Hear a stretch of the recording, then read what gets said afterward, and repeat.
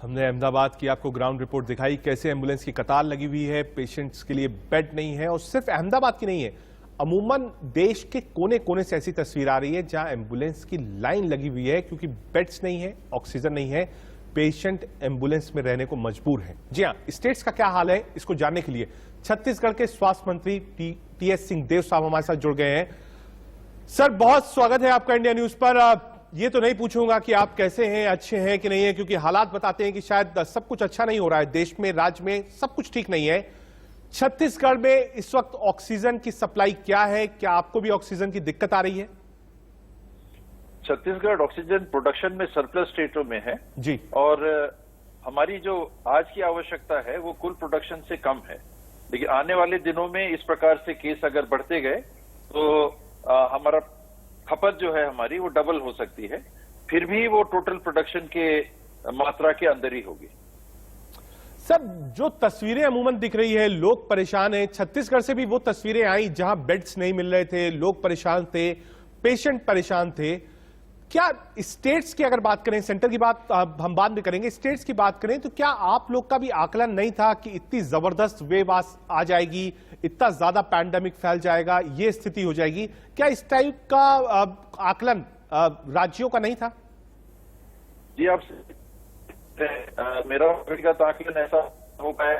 हालांकि लगातार हम लोग सेकेंड वेव, तीसरे वेव के बाद कुछ देशों में चौथा वेव भी आया है, तो ये सब हमारी संज्ञान में था। लेकिन पहले वेव की तुलना में दूसरा वेव चौगुना होगा, ये कम से कम मैं अनुमान नहीं लगा पाया था, और मैं नहीं समझता है कि कोई भी अनुमान लगा पाए। और यही एक कारण हुआ कि इतने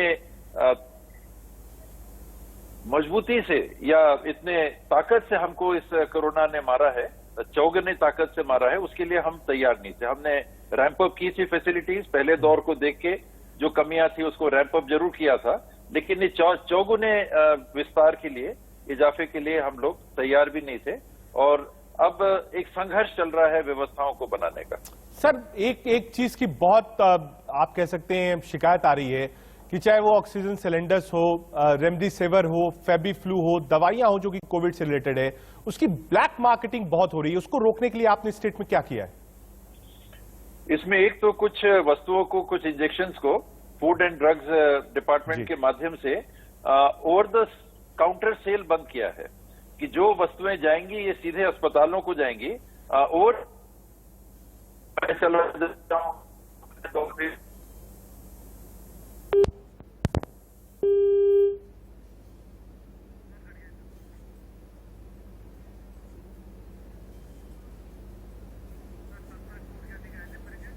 संपर्क फिलहाल मुझे लगता है कि फोन कनेक्शन में कुछ दिक्कत है।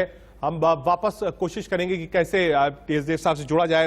हेल्थ मिनिस्टर है छत्तीसगढ़ के, बता रहे हैं कि छत्तीसगढ़ में फिलहाल ऑक्सीजन की कमी नहीं है, लेकिन हाँ, जो ब्लैक मार्केटिंग हो रही है उसको कैसे रोका जाए, उसके लिए उन्होंने इलाज निकाला है कि जितनी भी कोविड से जुड़ी दवाइयां हैं वो छत्तीसगढ़ में दवाई काउंटर्स पर नहीं बेची जाएंगी, डायरेक्ट अस्पताल को बेची जाएंगी। फिर से हमारे साथ टीएस देव साहब है। सर, आपने बताया कि जो इस महामारी से रिलेटेड जितनी भी दवाइयां हैं, इंजेक्शंस हैं, वो मेडिकल काउंटर्स पर, शॉप्स पर नहीं बेचा जाएगा, डायरेक्ट हॉस्पिटल में भेजा जाएगा। लेकिन उसके बाद भी ब्लैक मार्केटिंग हो रही है। आप देखिए, देश भर में हो रही है, और छत्तीसगढ़ से भी ऐसी कई खबरें आई हैं जहां पर इंजेक्शंस, फेबीफ्लू, रेमडेसिविर की शॉर्टेज हुई और ब्लैक मार्केट में अवेलेबल थे उस। ये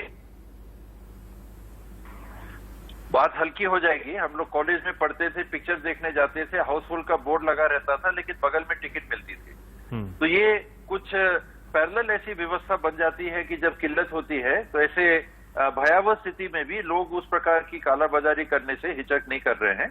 और 2-4 लोग होंगे, 10 लोग होंगे, लेकिन पूरे समाज के ऊपर एक धब्बा लग जाता है, पूरी व्यवस्था को एक बड़ी चुनौती मिल जाती है। और उसको कैसे रोकना, कार्रवाई कर सकते हैं, लोगों को जेल में भेजा जा सकता है, ये सारी कार्रवाइयां हो रही हैं, लेकिन उसको कारगर तरीके से रोक पाना, उसके लिए और सुचारू रूप से प्रबंधात्मक कदम हमको लेने पड़ेंगे। जैसे एक उदाहरण मैंने आपको बताया कि ओवर द काउंटर सेल को हम रोक रहे हैं अस्पतालों में, प्रिस्क्रिप्शन से भी नहीं, अस्पतालों में। और जो शॉर्ट सप्लाई में है उसकी व्यवस्था बनाने के लिए केंद्र सरकार के माननीय स्वास्थ्य मंत्री डॉक्टर हर्षवर्धन जी से भी मैंने बात की, उनकी सलाह पे मैंने सदानंद गौड़ा जी से भी बात की, और अजीब बात शासन को ऑर्डर ने की होगी से प्रोग्राम निकाल दिया गया है डिस्ट्रीब्यूशन का कि किन राज्यों को कितना रेमडेसिविर उपलब्ध कराया जाएगा और वो करीब करीब प्रोजेक्टेड हमारी रिक्वायरमेंट के बराबर है। 21 अप्रैल से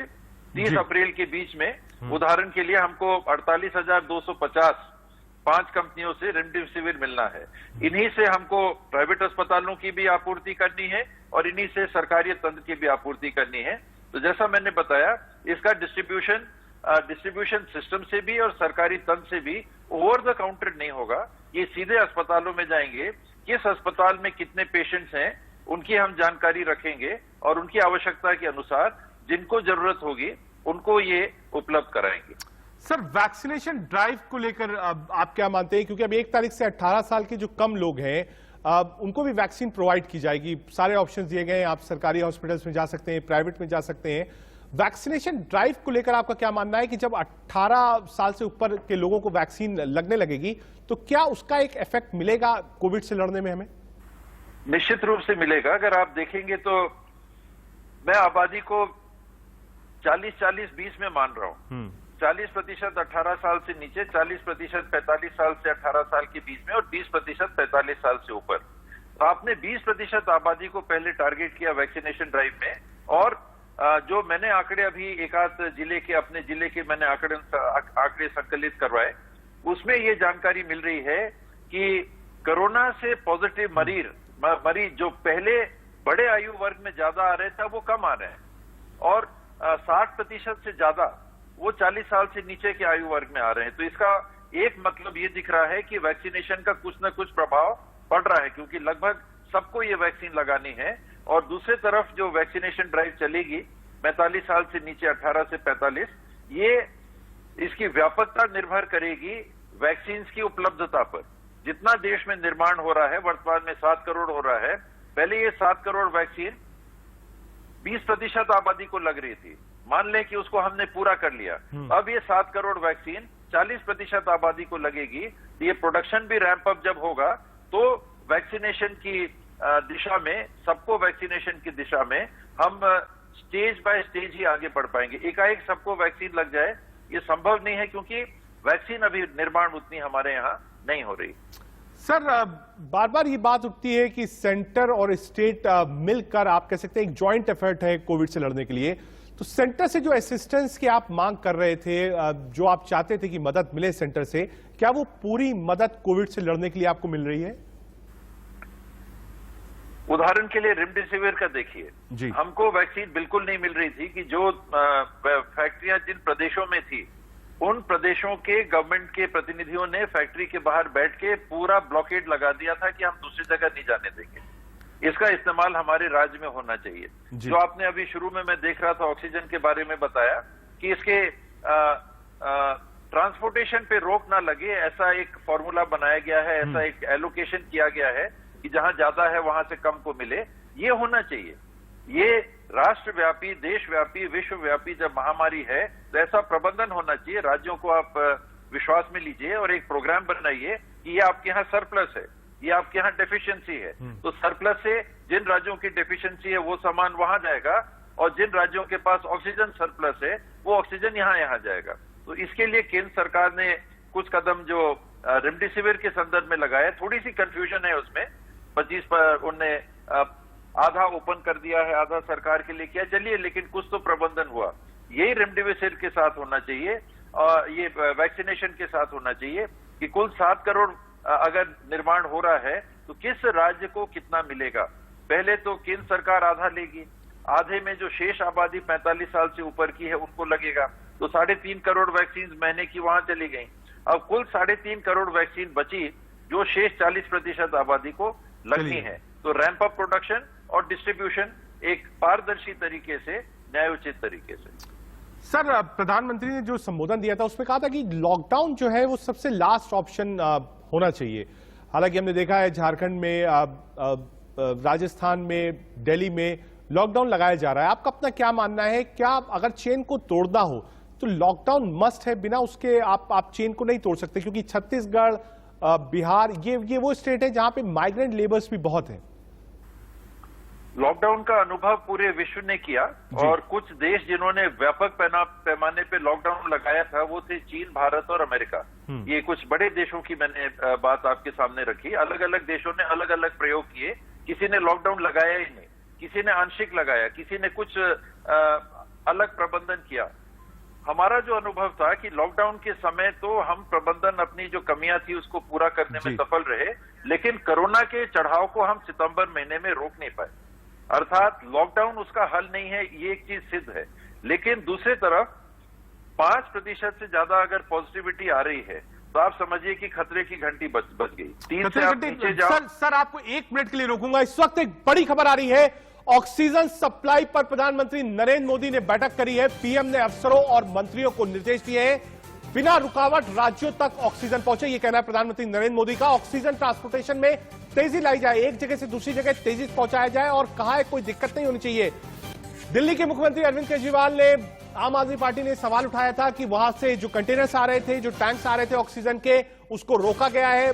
लोकल एडमिनिस्ट्रेशन ने मदद करी है रोकने में। उसके बाद प्रधानमंत्री नरेंद्र मोदी ने अफसरों के साथ मीटिंग करी है और साफ कहा है ट्रांसपोर्टेशन तेज किया जाए, ऑक्सीजन की कमी नहीं होनी चाहिए, ऑक्सीजन की सप्लाई बिल्कुल नहीं रुकनी चाहिए, प्रधानमंत्री नरेंद्र मोदी ने कहा है। देव साहब, हम बात ही कर रहे थे इस बात की कि ऑक्सीजन ट्रांसपोर्टेशन, जहां पर ऑक्सीजन प्लांट ज्यादा है वहां से ट्रांसपोर्टेशन नहीं हो पा रहा है। प्रधानमंत्री नरेंद्र मोदी ने भी बैठक ली और कहा है कि सुनिश्चित करिए कि ऑक्सीजन की कमी ना हो और ट्रांसपोर्टेशन में दिक्कत ना हो। एक प्रेशर भी होता होगा एज अ स्टेट, अगर आपके पास ऑक्सीजन ज्यादा है तो लोग कहते होंगे कि हाँ इस स्टेट में ऑक्सीजन है, यहाँ बीमार ज्यादा है, ये हमारे स्टेट की ऑक्सीजन है, यहाँ बन रही है, पहले यहाँ दीजिए, बाद में आप बाहर को भेजिए। स्वाभाविक है। देखिए, मैंने बताया कि रेमडेसिविर हमारी सप्लाई को कुछ राज्यों ने रोक दिया जी, लेकिन छत्तीसगढ़ ने ऑक्सीजन नहीं रोका। हमारे मुख्यमंत्री चाहते तो वो भी ऐसा कुछ निर्णय निकाल देते, ऐसा आदेश निकाल देते कि छत्तीसगढ़ से बाहर ऑक्सीजन नहीं जाएगी। यही व्यापक दृष्टिकोण है, यही पूरे देश को एक इकाई मान के और साथ चलने की बात है। पहले जरूर हमारी आपूर्ति राज्य की हो और उसके ऊपर अगर सरप्लस है तो बाहर क्यों नहीं जाना चाहिए और उसका प्रबंधन हो। नहीं तो हमारा ऑक्सीजन ले गए और हमको ऑक्सीजन नहीं मिला तो ये कैसा प्रबंधन हुआ। तो ये प्रबंधन पूरे व्यवस्था को देख के जहां जहां सरप्लस है, जहां जिस राज्य की जितनी आवश्यकता है उसकी पूर्ति करके एक्सेस स्टॉक को अवश्य अन्य राज्यों के लिए उपलब्ध कराना चाहिए। सर, एक सवाल बार बार ये भी उठ रहा है कि केंद्र सरकार पर ये सवालिया निशान लग रहा है कि जो एक बैकअप सपोर्ट होना चाहिए था इस वेव से लड़ने के लिए वो केंद्र सरकार ने नहीं बनाया। जिस तरीके से दवाइयों का प्रोक्योरमेंट होना चाहिए था वो नहीं है, ऑक्सीजन की कमी है। तो ये सवाल उठ रहे हैं भारत सरकार पर कि आखिर प्रोक्योरमेंट क्यों नहीं किया, ऑक्सीजन के एक्सपोर्ट को आपने क्यों नहीं रोका, दवाइयों का प्रोक्योरमेंट आपको पहले से करना चाहिए था, बेड्स बढ़ाना चाहिए था, ऑक्सीजन की सप्लाई चालू रहे हर जगह, ये आपको सुनिश्चित करना था। क्या वहां पर आपको लगता है कि कुछ फेलियर्स हैं सरकार के? राजनीति को किनारे रख के केंद्र में भारतीय जनता पार्टी की अगुवाई की सरकार है, हम लोग कांग्रेस पार्टी से जुड़े हैं, यहाँ की कांग्रेस पार्टी की सरकार है छत्तीसगढ़ में। उस राजनीति को एकदम किनारे रख के मैंने जिस बात को पहले भी स्वीकार किया कि चूक कहां हुई, हम लोग कोई इस बात का अनुमान नहीं लगा सके कि कितना बड़ा सुनामी आने वाला है। आज अभी मैं आंकड़े आपके डिस्प्ले में देख रहा था कि दुनिया में सबसे ज्यादा 15 महीने में एक दिन में केस भारत में कल आ जाए हैं, पहले नंबर 3,14,000 एक दिन में। ये किसी ने अनुमान नहीं लगाया था। तो आप कहिए फेलियर, तो इस पॉइंट पे फेलियर हुआ अनुमान लगाने का। दूसरा, जैसे ही ये स्थिति बन रही थी अप्रैल के पहले महीने से ये स्थिति समझ में आ गई थी कि इस तरह से महाराष्ट्र में बहुत तेजी से ग्राफ बढ़ा, उसके बाद छत्तीसगढ़ में बहुत तेजी से ग्राफ बढ़ा। तो ये होना था पूरे देश में। महाराष्ट्र और छत्तीसगढ़ अपवाद नहीं हो सकते थे। पहला वेव कहां से चालू हुआ? राजस्थान में कोई इटली के टूरिस्ट आए, वहां से मामले आए, विदेश से जो सैलानी या पढ़ने वाले आ रहे थे उनके माध्यम से आए, तो एक आए और फिर भी देश में फैला। वाला जो कोरोना का वेव था ये कैसे सिर्फ महाराष्ट्र, छत्तीसगढ़ में या पंजाब में सीमित हो सकता था? ये तो सब जगह पहुंचना ही था। वहां दूसरी चूक ये हुई कि पहले हफ्ते अप्रैल में हमको ये सारे कदम के लिए विचार कर लेना था जो अब हम कर रहे हैं। चाहे वो रेमडेसिविर, हमको मालूम है कि कितना रेमडेसिविर का निर्माण हो रहा है, कितनी इसकी आपूर्ति हम कर पाएंगे और कितनी मांग आ जाएगी, ये प्रोजेक्शन हो जाना था। वैसे ही ऑक्सीजन का, अगर केस आपके मल्टीपल टाइम्स इंक्रीज कर रहे हैं 3 गुना, 4 गुना, सरकारों के लिए 5 गुना, क्या 6 गुना। सर, सरकारों के लिए क्या सबक है? जो स्टेट गवर्नमेंट्स हैं उनके लिए क्या सबक है? क्योंकि कोई हम किसी को भी ए प्लस का सर्टिफिकेट नहीं दे पा रहे हैं हिंदुस्तान में कि हाँ ये सरकार बिल्कुल अप टू द मार्क है। चाहे महाराष्ट्र की आप बात करिए, चाहे आप दिल्ली की बात करिए, उत्तर प्रदेश की बात करिए, सभी सरकारें सिस्टम बिल्कुल फेल हो गया है। तो ऐसे में सबक क्या है आप लोगों के लिए कि आने वाले समय में इस तरीके की चीजें ना हो, जल्दी से बैकअप प्लान बनाया जाए और पब्लिक परेशान ना हो? सर, एम्बुलेंस की लाइन आप देख रहे हैं, आप कहिए तो मैं विजुअल्स आपको दिखा दूं, एम्बुलेंस की लाइन लगी हुई है, ऑक्सीजन सिलेंडर्स नहीं है, दवाइयां नहीं है।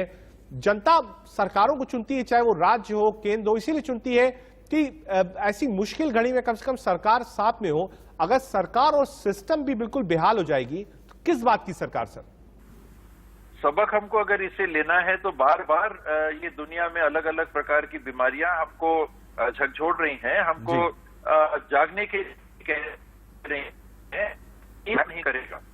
आपको लॉन्ग टर्म प्लान बनाना पड़ेगा।